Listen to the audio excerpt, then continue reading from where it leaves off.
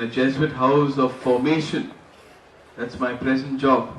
The training of young Jesuit seminarians in Andheri in Mumbai. I'm also young. We're training younger fellows.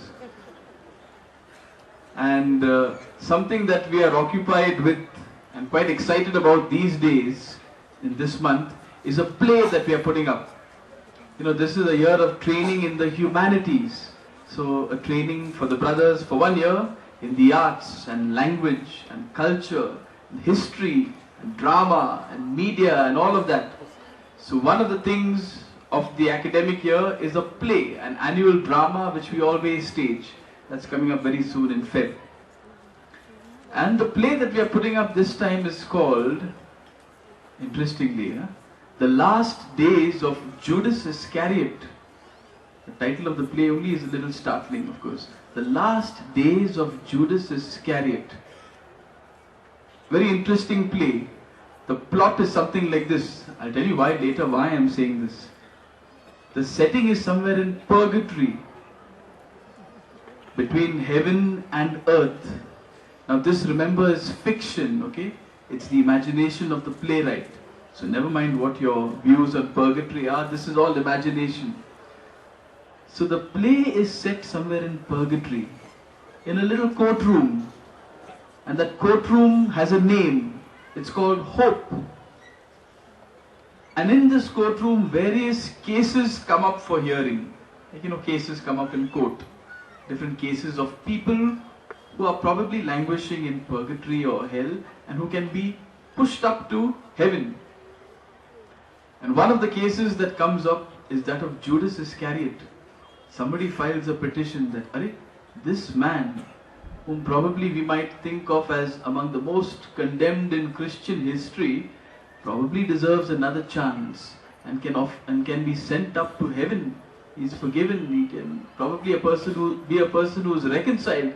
So his case comes up for hearing.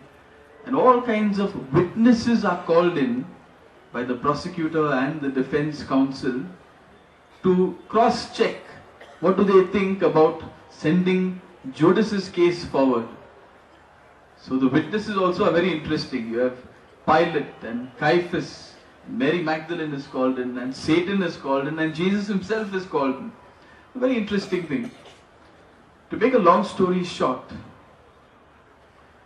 among the many human traits that come out of this very powerful drama is the theme of despair. Judas finds himself in a state of great despair. You can imagine, he went and committed suicide. Great despair, anguish, that Jesus could have helped so many, he forgave so many. Why did I have to be the one to have been left out? Nobody makes a mention of me. Despair comes through very strongly.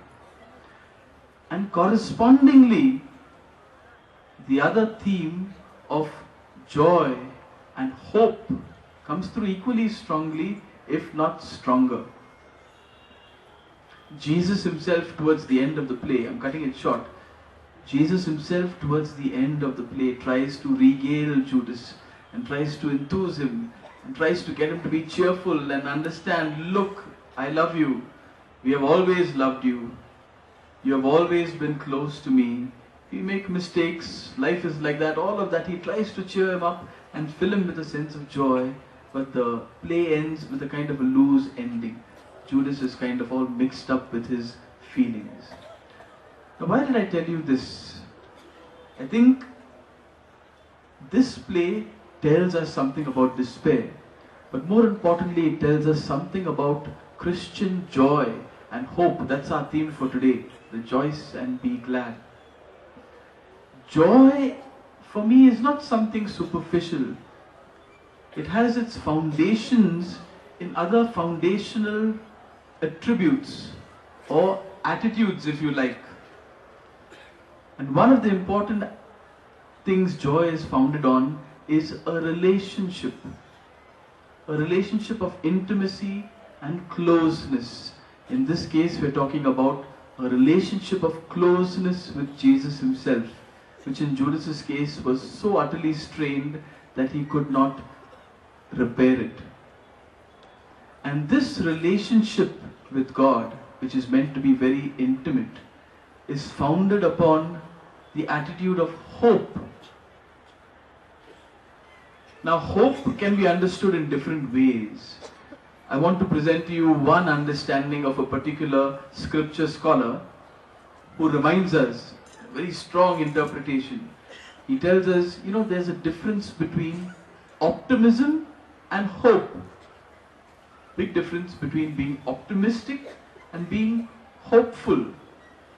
And he explains it this way. He says, optimism is like a positive energy, a positive feeling, a confidence that things will work out well, that things in the end will be good and they'll be okay. For instance, we were optimistic that it'll get a little warmer during the day. We could be optimistic that I will, clear an exam which is very tough. I'm optimistic that I will get through a tough job interview. I'm optimistic that I will find a good partner in marriage. That's optimism. Hope, he says, is a different thing. Hope is a state of being, he says. Hope is a kind of a condition of the heart where we trust deep down within us that life makes sense, that the things of this world, the things that go on in my life make sense even when everything does not pan out the way I would want it to. So hope, he says, is a state of being. It's a primary disposition in which I feel a certain assurance that God is present. The things of this world make sense. There is a purpose to my life. There is a purpose to why things have happened in my life. Life is meaningful even when everything does not pan out the way I would want it to. Even when I don't find all the answers to the questions I have in life. Even when there are things that go on in my life or in my family and I wonder why God is doing this to me. Despite all of this, there's an assuredness, there is a calmness, there is a peaceful acceptance that my life makes sense. There is a God, and God is guiding me towards a deeper and more intimate union with Him all the time. That, he says, is hope. And hope has its own sister attitudes, if you like. The very attitudes I mentioned of calmness and an assuredness, acceptance. This is not resignation or passivity, but a calm and peaceful acceptance of the goings on in my life, trusting that all of this has been directed by the Lord. And in these attitudes, or along with these attitudes, I like to connect the very basic attribute of joy. Joy is something very deep. It's not superficial, it's not on the top, it's not like boy. It's not about smiling all the time. Joy does not mean we are going around cracking jokes and all. Joy is something very deep. We exude a certain joy in our life when we trust that God is in charge of our life and He's taking us towards a deeper union with Him. This was precisely what Judas Iscariot found it difficult to arrive at in his moment of greatest despair.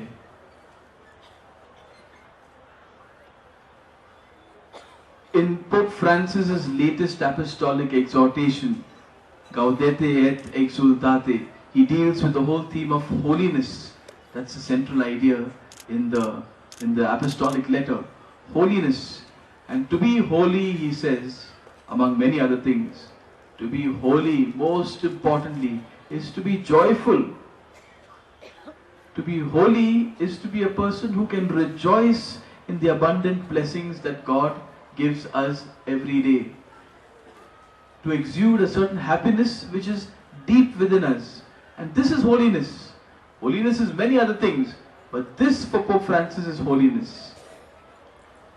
I'm reminded of different ways of understanding this idea of holiness. There are many ways we can understand holiness, but I want to share with you just two classical ways, and I'm going to stop with this. Two classical ways of understanding the concept of holiness. There is the Greek way, The Greek classical way of understanding holiness and the Hebrew way of understanding holiness. I like to share this. Some of you may have heard this. For the Greeks, holiness was perfection. To be holy was to be perfectly righteous, to keep sin totally out. No sin, no error in life, no incongruity, nothing wrong, nothing that is out of the way, nothing that does not take us to God. Holiness is keeping to the commandments, keeping to this, keeping that. That was the Greek understanding of holiness. But the Hebrew understanding of holiness is different. According to the Hebrews, holiness simply meant walking faithfully with God. If you did this, you are holy. Walking faithfully, humbly and trustfully with God. That's the core classical Hebrew understanding of holiness. One that I like very much. And if we choose to live by this understanding of holiness, it will mean that our life will be full of its ups and downs. There will be the good part, there will be the troublesome parts, there will be our vulnerabilities and our limitations and our dark side and our joys and our aspirations and the things that make us ashamed, our loneliness, our insecurities, all of that. But if we take this all along with us and walk trustfully and humbly and faithfully with God, that's keeping to holiness. And in his apostolic exhortation, the Pope is in a way alluding to this fact. If we walk joyfully and trustfully and faithfully with God, that's holiness. So being joyful does not mean that we will have no struggles. Being joyful does not mean all is well all the time. Being joyful does not mean, okay, I have no problems, no tensions, no insecurities, nothing that worries me. All of this is part of the package. All of this is part of that deeper conviction and that assuredness within us that God is constantly directing us with all that there is to us, if only we walk trustfully and faithfully along with God. Let's take a moment now to ponder our own lives. Where do I find myself in terms of my relationship with God? We remember that all of these attributes have their foundation primarily in a relationship. Where do I find myself in my equation with God? Am I intimate or am I distant? Do I find myself a person of hope? A person who has a certain assuredness within me that life makes sense, things of my life have a direction, even though everything may not be turning out the way I may want it to turn out. And finally, does this remind me of the fact that I am called to be a person of joy, deep radiating joy, not something that is superficial. Laughter and cheerfulness is all very good, but a person of deep radiating joy, a person who trustfully and faithfully walks with the Lord towards a life of holiness. Let's pause for a few moments. Ponder any inspiration that the Lord may have for you on this feast day here at the shrine of the infant Jesus in Nasik. Let's spend a moment in silence.